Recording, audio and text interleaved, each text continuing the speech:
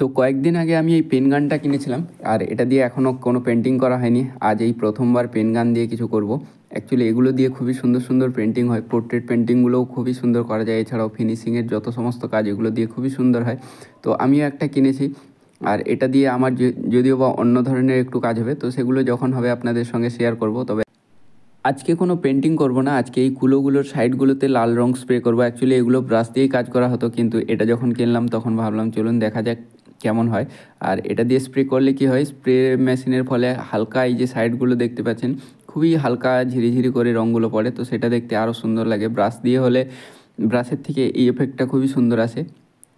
আর এটা সরস্বতী পুজোর কয়েকটা পুজোর ডালি তৈরি হচ্ছে, এখানে মায়ের প্রসাদের ডালি, তো সেটাতেই ডিজাইন হবে।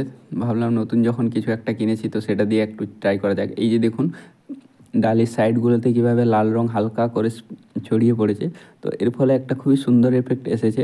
যদিও বা এই ধরনেরই কিছু কাজ করার জন্য আমি কিনেছি জিনিসটা, তবে সেই কাজগুলো আপনাদেরকে সামনে দেখাবো। এখন জাস্ট এটা প্রথমবার ট্রাই করলাম যে কেমন হয়, আর খুবই সুন্দর এফেক্টটা এসেছে। কিন্তু আপনাদের কেমন লাগছে সেটা জানাবেন। আমার অনলাইনের আলপনা ফেব্রিক পেন্টিংয়ের ক্লাস মার্চের 8 তারিখ থেকে শুরু হচ্ছে। তো আপনারা অনেকেই ক্লাসের জন্য জিজ্ঞেস করেছিলেন, আপনারা আমার পেজটি দেখতে পারেন যেখানে ডিটেলস দেওয়া আছে। এছাড়াও আপনারা আমাকে মেসেজ করতে পারেন ক্লাস ডিটেলসের জন্য। এছাড়াও আমার অফলাইন ক্লাস এপ্রিল মাস থেকে দমদমেতে শুরু হচ্ছে। তো আপনারা যারা অফলাইন ক্লাসের কথা বলেছিলেন তারা যোগাযোগ করতে পারেন। এই প্রথম আমার অফলাইন ক্লাস শুরু হচ্ছে, তাই অফলাইন ক্লাসের প্রথম ব্যাচের জন্য ক্লাস ফিসটা অনেকটাই কম থাকছে। তো আপনারা এতদিন যারা অফলাইন ক্লাসের কথা বলেছিলেন আপনারা যোগাযোগ করতে পারেন। যোগাযোগের জন্য আমার এই ভিডিওর উপরে আপনারা আমার হোয়াটসঅ্যাপ নাম্বার পেয়ে যাবেন। এছাড়াও আপনারা আমাকে মেসেজ করতে পারেন।